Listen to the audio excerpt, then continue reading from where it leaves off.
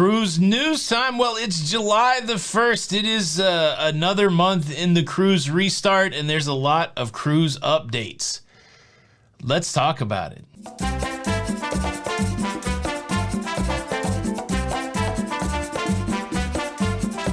Hey, what's up, everybody? Welcome back to Lido, Loca. I'm your host, Tony, here with the latest cruise news updates. Well, like I said in the intro, I've got a pile.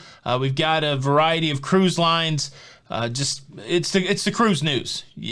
Cruise news. All right, first story. Let's clean up a few cruise news stories from yesterday.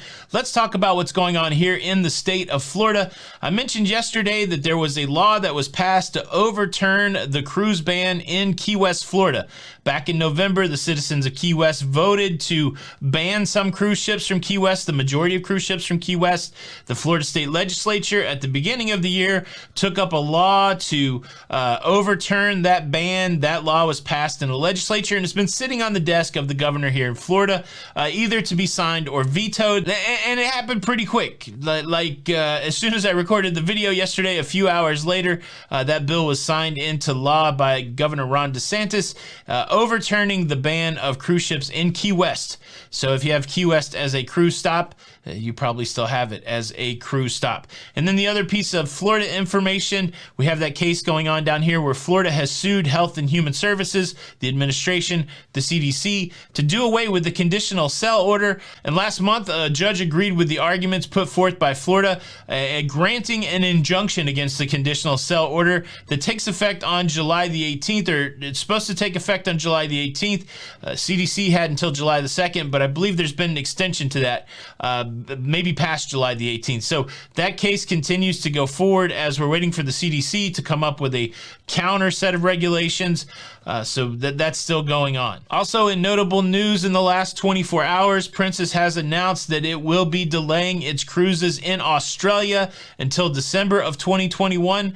Australia continues to stay really tightly locked down when it comes to travel in this COVID era. They're doing okay with the virus, but they're remaining extremely cautious when it comes to travel. And in that environment, Princess has said, okay, we'll wait until December to try it. So the next big cruise news story has to do with Carnival Cruise Line and the weekend that they have coming up. Starting on July the 3rd out of Galveston, Texas, Carnival will be back cruising. It starts on Saturday, Galveston, Texas, the Carnival Vista going out for the first time with paying passengers in 15 months. And then that is followed by the first Carnival cruise out of Port Miami in 15 months, the Carnival Horizon going out on July the 4th. Happy birthday, America. Going out on July the 4th for its first cruise with paying passengers. Now, you got to remember what Carnival's approach is. It is a primarily vaccinated approach. It's been an interesting study over the last few weeks when you look at what Royal Caribbean is doing and what Carnival is doing. The guidance that is out there is that if you can cruise with 95% of your passengers vaccinated, then you can skip the test sailing process and you can really cruise with very limited health protocols. Contrarily, if you want to cruise with less than 95% of your passengers vaccinated, then you got a whole different set of rules and protocols. And let me say this, I still see a lot of infighting in the comments, like strangers fighting each other over health protocols, over rules. The newsflash, I've said it before, the stranger that you're fighting with doesn't make the rules. If you want to be angry with the rule makers, be angry with the Illuminati. But as consumers, I think everybody's just out there trying to get the most bang for their buck and trying to pay for the experience that would be most enjoyable to them. And so, yeah, the person that you may be mad about because they're looking for the best cruise experience doesn't make the cruise experience. So again, it's good to focus. It's good to focus. So two interesting approaches. So Carnival, they say we're going to sail with 95% vaccinated passengers and we'll have an exemption process for the non-vaccinated. And then Royal saying, look, we're going to cruise with non-vaccinated and vaccinated passengers, but we got to follow the rules. And the rules that we have is that there has to be different rules for vaccinated people and different rules for unvaccinated people. Those rules are being laid on them by somebody else. And so, it's up to the consumer who has plenty of choice to decide how they want to cruise. And the interesting thing is this exemption process on Carnival, it's already been troublesome for some people. I'm going to save that story till the end. If you want to hear about how this exemption process can bite you in the butt, and a big cautionary tale and a big pro tip, make sure you stay till the end. But yeah, so Carnival cruising this weekend, July the 3rd, July the 4th, out of Galveston, out of Port Miami. Big weekend planned for Carnival. An exciting addition to that weekend was going to be John Heald, Carnival's brand ambassador, but not great news coming out of the UK today. The plan was for him to leave the UK and join the Carnival Horizon in Port Miami after 15 months of being locked down in the UK. I mean, this dude's a lifelong cruiser. He is really the face and the mouthpiece for Carnival Cruise Line a lot of times. If anybody needs to get on a cruise ship, it's John Heald. And heartbreakingly, this morning, he went to Heathrow Airport in London and was denied access to fly to the United States because of new travel regulations. It sounds like he had a lot of paperwork. It sounds like he went through and jumped through a lot of hoops, and it sounds like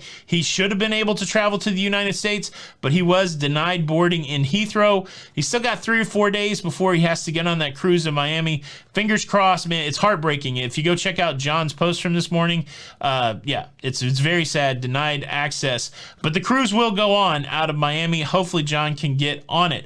Now, there are some protocols for these cruises that are going out in Texas and Miami this week, and some protocols that are pretty exciting. Now, we talked yesterday about Carnival doing away with the paper fun times. And some people said, is that really a big change? Think about this. That's been happening in cruising for 20 or 30 years. Like, as part of that cruising process, every day you get a piece of paper in your cabin. And now after decades, that's not going to happen. I would argue that that's a pretty big change. And so great conversation around that yesterday. I appreciate everybody that jumped in the comments on that. But now even more changes. Here's one that's interesting. On these Carnival cruises this weekend, you can touch the food. You shouldn't touch the food, but you can touch the food. The decision's been made to allow self-service buffets and self-service ice cream. And so that was a big question going into the restart of cruising. The cruise I just went on, Royal Caribbean Adventure of the Seas, you couldn't, I mean, you could touch the food, but you weren't supposed to. And they were going to serve it to you. That's not going to be the case on Carnival. The Lido buffet will be open for all the meals, and you'll be able to put your hands right there on the tongs and grab all the food that you want. And then, but I think the thing they're going to be very strict on is hand washing before you get into the buffet, which is great. So it's going to be interesting. Almost a fully vaccinated Carnival cruise, and you'll be able to touch the food. You'll be able to get your own ice cream 24 hours a day. This is really going to it's going to test what we believe about cruising as it restarts. I can't wait to see how that plays out. Another big change that's happening on these cruises this weekend is they're removing the casino bar. The casino bar that's usually in the middle of the casino on the Vista and on the Horizon. They're taking out the bar and they're replacing it with slot machines. Now, we're going to do some Tony speculation here. When I was on Adventure of the Seas, and anybody who was on Adventure of the Seas, please help me, but I heard a few people say this. It seems like there's a lot more slot machines in the casino. Now, on Adventure of the Seas, they were using physical distancing, so every other slot machine was closed, and it did seem like there were more slot machines in there. So if you know anything about the casino business, the biggest profit maker in the casino is the slot machine. And so the more slot machines that you have up and running, the greater chance for profitability. And so we could see this casino bar being removed as a way to get more active slot machines into the casino. That would make sense to me. Again, that's just me speculating. The bar service is not going to be disrupted in the casino. There'll still be people bringing you drinks. There's bars near the casino. And so the alcohol will still be flowing freely as they're trying to ply you away from your money in the slot machine. But that's an interesting change. They'll still be smoking in the casino. But yes, I can't wait to, we got some friends sharing at sea. Make sure you follow Sharing at Sea. They're going to be on the Carnival Vista. It'll be interesting to see what their experience is. Another YouTube channel, Sharing at Sea. Make sure you check it out. But I'll be interested to see if what's going on that cruise ship. But self-service buffets, self-service ice cream, no casino bar. Those are some big announcements coming out from Carnival regarding the cruising this weekend. But wait, there's more. A huge announcement coming out about specialty dining on the Carnival Mardi Gras. Carnival Mardi Gras will be debuting on July the 31st. It's another Carnival cruise ship that's going out this month. And they've announced a new restaurant called Chi-Bang. Chi-Bang. I go crazy when she I don't think that's the right thing. Chi-Bang is a Asian word for chicken wing, but it's going to be an Asian Mexican fusion restaurant. So you could get a pot sticker and a burrito all on the same plate. You can do it for breakfast, lunch, and dinner. They're going to have food there. I don't know if it's always going to be Mexican and Asian for all 3 of those meals, but they will be serving 3 meals, and then the main meal, the dinner meal, is this Asian Mexican fusion. I'm throwing up the menu here. I challenge you in the comments to tell me at least a couple things that you would get off this menu. I will put that in the comments also. But it dovetails into this conversation about specialty dining on the Carnival Mardi Gras. There's gonna be like 22 restaurants on the Mardi Gras, and some of the specialty dining that usually costs money is going to be included, at least for the short term. If I've said it once, I've said it 10 times, that I believe Cucino del Capitano is probably one of the best $15 you can spend on a cruise ship for their nighttime meal, where you pay $15 and you get these big family style Italian meals. We don't have to spend the $15 on the Mardi Gras. Cucina for dinner will be included, that experience. And that's not all. Guy Fieri's Smokehouse Brewhouse, that also has a charge normally. That's going to be included on these early Mardi Gras sailings. And then the Chibang, what I just told you, at some point that will probably be a specialty dining that costs money, but in the beginning that will be included. So people on the Mardi Gras in July and August, I'm on it in August, about the 3rd week in August. I'm looking forward to trying some of these restaurants without paying for it. I like it when it feels like you get something extra. So that's exciting. That's exciting news. So I'm completely bought into this weekend. It's going to be interesting to see how the Carnival experience is versus what the Royal Caribbean experience has been. And there is one kind of cautionary tale, one story of woe about a mother who had a cruise booked this weekend, and because she had 2 unvaccinated children, she's not going to be able to go on that cruise. And I got some advice for you. Before I break that down, let me quickly invite you to subscribe to this YouTube channel. If you like staying up to date with all of the cruise news, my name's Tony. I'm going to give you the cruise news updates. Please consider subscribing with the notification bell on. That way you don't miss out on anything. It doesn't cost anything to subscribe, and we're getting really close to having 100,000 subscribers. Subscribe now so you can be in the first 100,000 and wear that proudly on your shirt. But yes, please subscribe. Thank you in advance. Now here's the cautionary tale. If you are cruising on Carnival and you need an exemption because you're cruising with unvaccinated children, because you're cruising with somebody who can't get the vaccine, because you're cruising with somebody who doesn't want to get the vaccine, there is an exemption process, but Carnival is going to hold tight to that 95% vaccinated, 5% unvaccinated number. The unvaccinated is going to include children. It's going to include anybody who cannot get a vaccine. And the way they're doing that is by an exemption process. They're sending you an email so that you can send in the exemption form, and you got to do that as quick as possible. So keep checking your Carnival. If you got a Carnival cruise coming up and you're worried about the exemption process, check your email, check your email, check your email, and as soon as you get the email for the exemption process, turn it back in.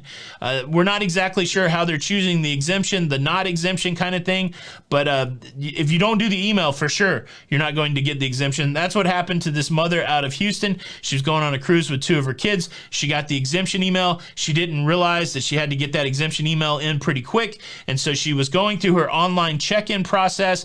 When she got through her part and she got down to these kids that were unvaccinated, they were asking if she had been exempted, and she was like, no, I didn't do anything about it. And they said, well, look, you can get on the cruise. These kids cannot get on the cruise because we're already at the 5% unvaccinated number that we're targeting, and so sorry. And so, yeah, she's kind of in the lurch there, and now she's got to decide whether she wants to cruise without her kids or take some sort of refund. So that's the deal. If you're trying to cruise unvaccinated on Carnival, pay attention to your email. Boom, that's your cruise news, a big old pile of it. How are you feeling about the cruise restart in July? What was the biggest aha moment for you today? How about that self-service buffet on Carnival? I didn't really expect that. Let's have a conversation. Leave a comment below. Thank you so much for checking out the show today. Please show your support by hitting the like button, or I'm going to be taking all of your important email. I'm going to be jamming it right into your spam folder, and you're never going to see it. And you're going to miss out. What about that? Hey, I also did this video where I talked about what the buffet was like on my cruise, where they serve you. Make sure you check that out. It's Tony for Lido, Loca, and until the next time, we'll see you on the Lido. Bye.